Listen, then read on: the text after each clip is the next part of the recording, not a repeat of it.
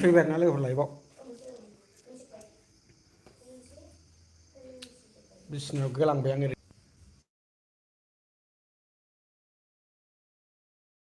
आं मोनायाव गय जानो हायामोन खुगायाव माने सालायाव सिथर फिसा फिसा जालाबायोमोन होमबाबो जागोन दिनै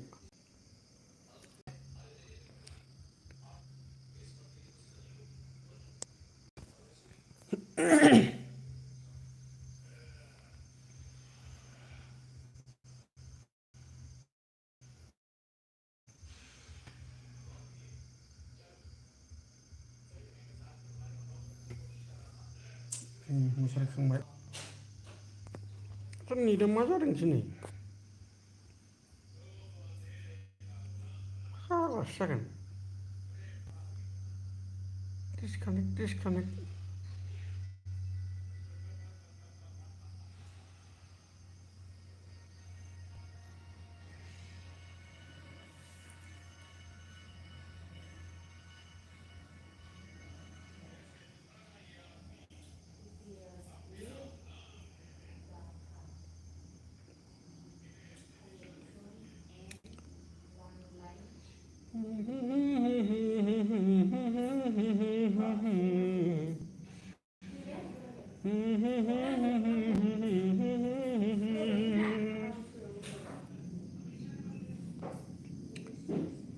देखा एक बार हो में प्यार हुआ हुआ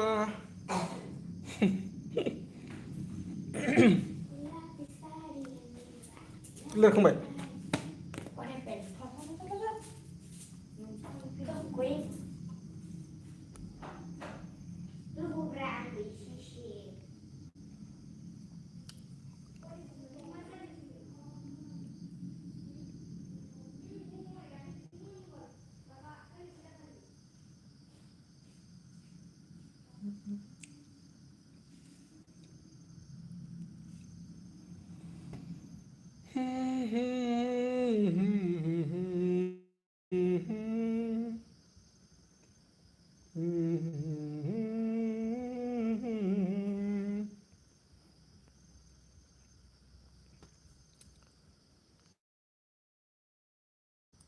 ओंखाम जाखांनायनि दसे जिरायग्लांनाय उन्दुग्लांनाय हा गोब्राथार गया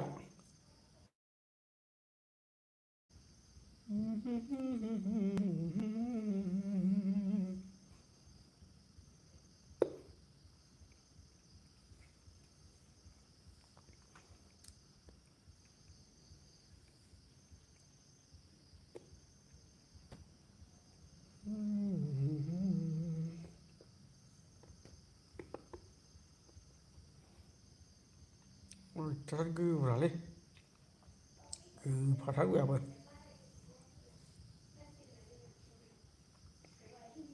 सोरबा लाइक हरबायलै सासे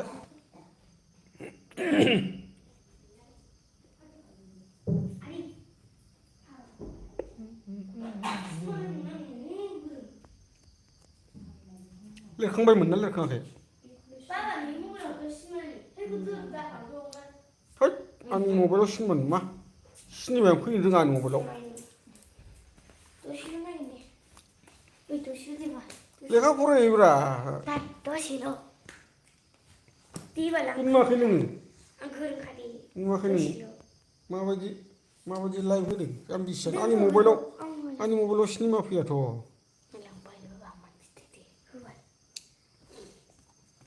मबाइलाव सिनेमा फैया आंनाव बे माबा इउटुब माबा हगारग्राखाय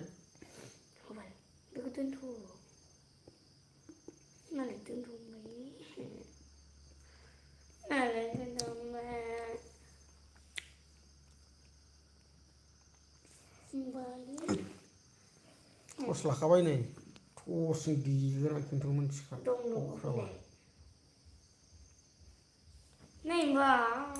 सिनेमा फैया होनदों आंनि मबाइलाव आंना ब्लक खालामना दोनजोबनायसो सिनेमा फैया आंनि मबाइलाव हेन्डसेटआव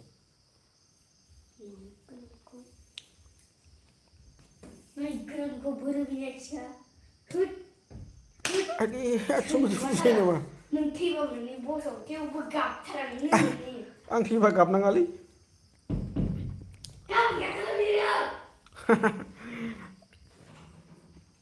आं थैबालाय मा गाबबाय बायनांगौसि। आं थैबाथाय गान खनदोब्रा बाबा थैदोंना थैदों माइरं खेन्दासे एरदों होननानै। आयौ बिमायाबो थाफ्लियाव दल दामबाय आंखौहाय दे। बिमा ओ बिमा मालायफ्रांबा इउटुबाव बिमा ओ बिमा होनलायलायथारो। फेसबुक इउटुबफोराव दाख्लै दहाय माथो बिमाफ्रा सानैजों लेरायलायथारदोंमोन। औ आदसा नंगौ नामा फिसाजो हिनजाव?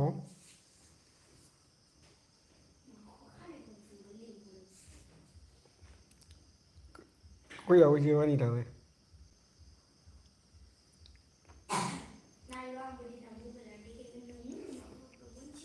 मा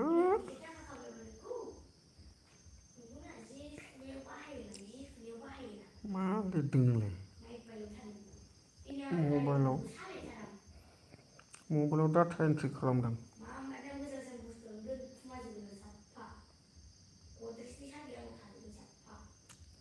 नोंसिनि बाबाया गद्रेजखौनो बायनो हाया जाम्बि। सौखि गंसे फालें गंसेखौ बायनाया नोंसिनि बाबाया नै हायावसो उन्दुनानै दङ।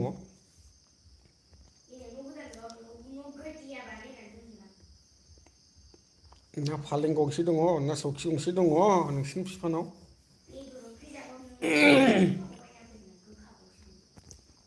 नोंसिनि बिमाखौ मोखासथ' सोलायदों जाम्बि फालें गंसे गैया सौखि गंसे गैया।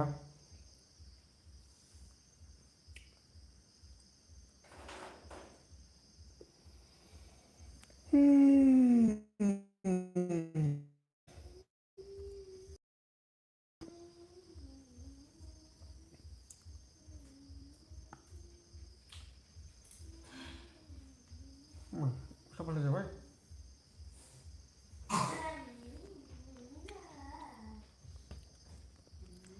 गथ' खोरखिया मोजां फांजोबखा फाङाखैबा।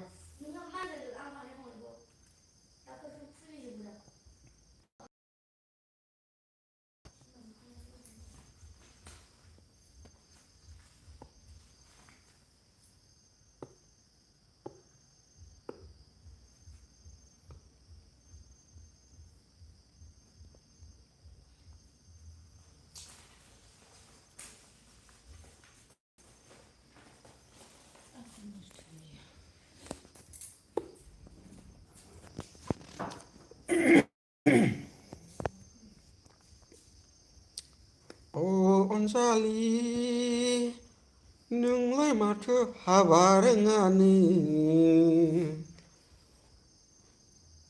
गुबुनजों नोङो दोनखारलांनायसोनो।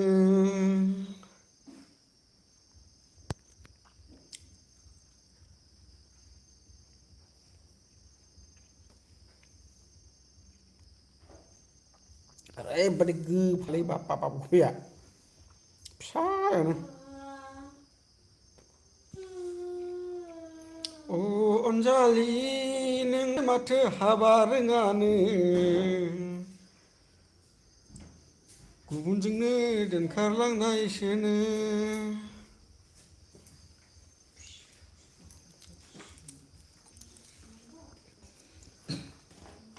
आइलि जायलि खानाय लाना बोजों थांनो नों सना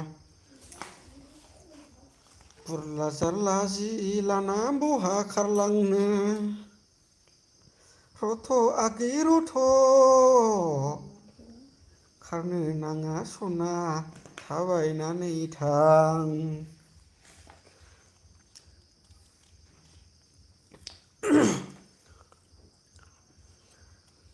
मोनाबाय लोगोफोर जाखांबाय ओंखाम ओंख्रि मा खालामनो बेबादियावनो मोखां देखाय देखाय टाइम पास खालामाबा माथो खालामबावनो।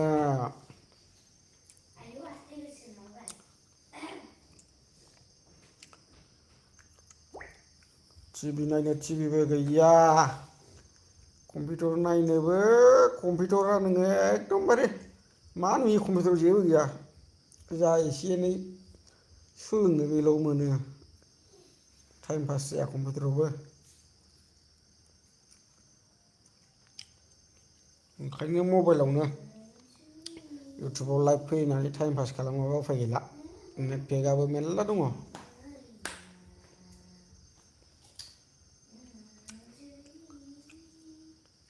गय फिसा दाबो जोबा सिथाबनानैसो थाजोब्बाय खावलाय खावलाय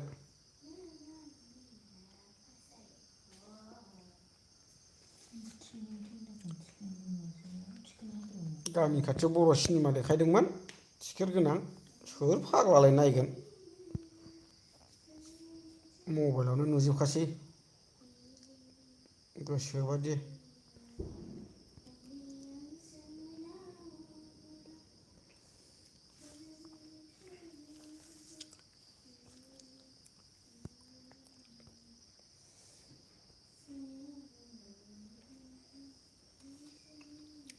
मबाइलावनो 100 थाखा होबानो आरामसे गोसोबादि नुयो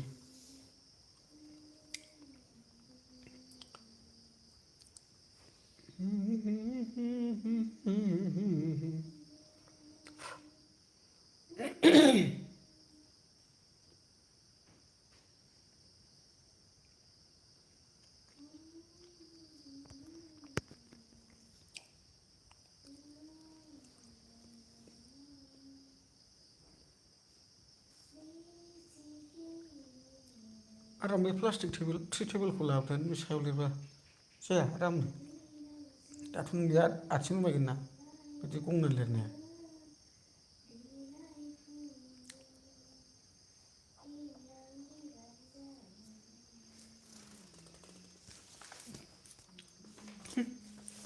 एम्फौ फैबायलै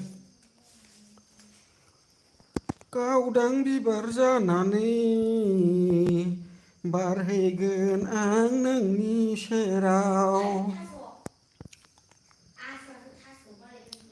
ला ला ला ला हि हि हि हि ला ला ला ला हु हु हु आं जाबाय सिमांनि राजा नोङो जाबाय सिमांनि रानि जोङो सानैजों गेलेहैगोन सोरगोफुरि गेजेर गेजेर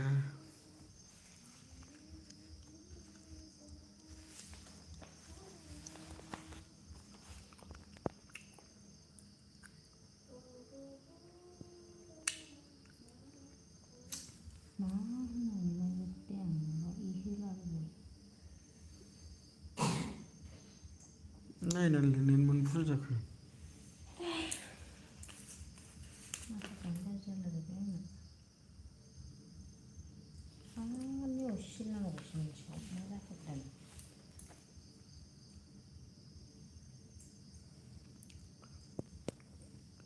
औ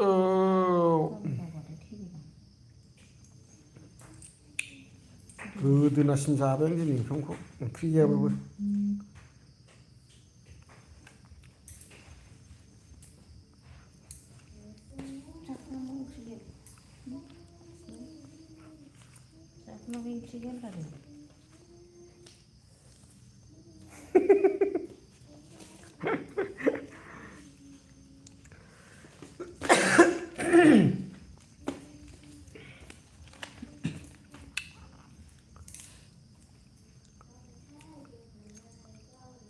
कारेन्ट थांलायबावा दिनै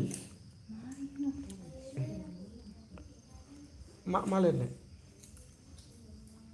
मा स्पेलिं खोन्थालाय आं रोङो खोमा औ नै एम्फौ फिसा फैबाय न' सिङावनो मारै फैलाबायखो बेलाय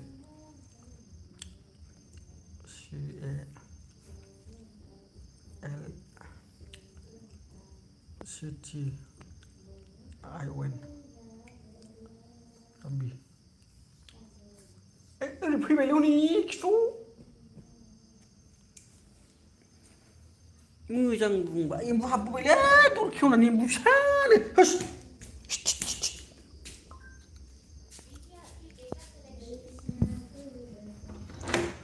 बोरै एम्बु फैदलाबायखोलै भगबानानि न'आवलाय एम्बु फिसा फैबाय नै है जालालै बे एम्बुजों साला थैबायसो दाना है थैबायसो साला है गाज्रि गाज्रि मा खिनो हाबलाबायनाय जाखो खोमसि खोमलाव सानाव दर खेवना दोननायानो मोना मोना दर खेवना हाबबाय बे हा अनलाइन सोनाय मा अनलाइन सोनो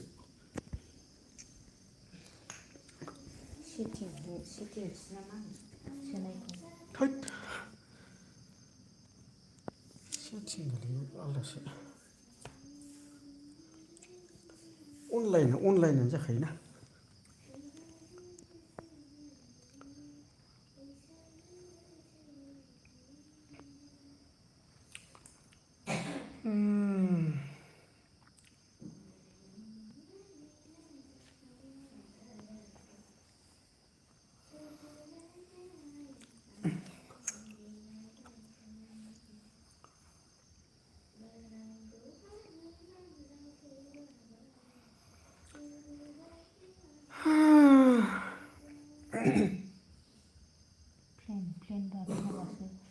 समानखौ होनगोन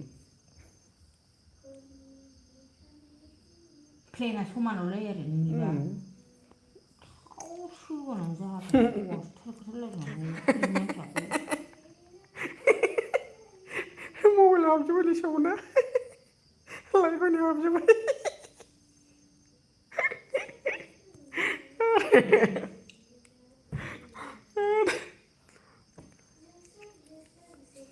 प्लेना दालाय समानखौ नामा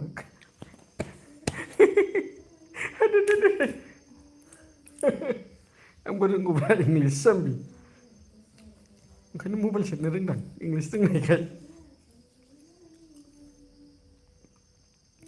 आइ am dog I am cow होननायनोथ' इंलिस रोंनाय जायोना भिडिअबो फोरोंनांगौ दिनैसो नायबाय मबाइल से बनना और वीडियो में अपलोड करना सीखो भिडिअफ्राबो होलांनाय माबायाव भिडिअ होलांनाय एसएसजि ओमफ्राय भिउ लेभेल मा गान मोनलाय बे अह करियानि खानायखौ खाखोल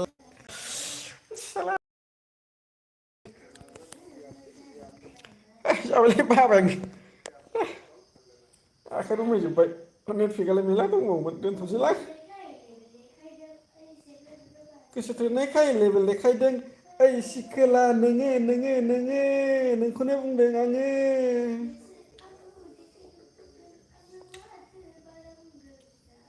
दोनबायलै लोगोफोर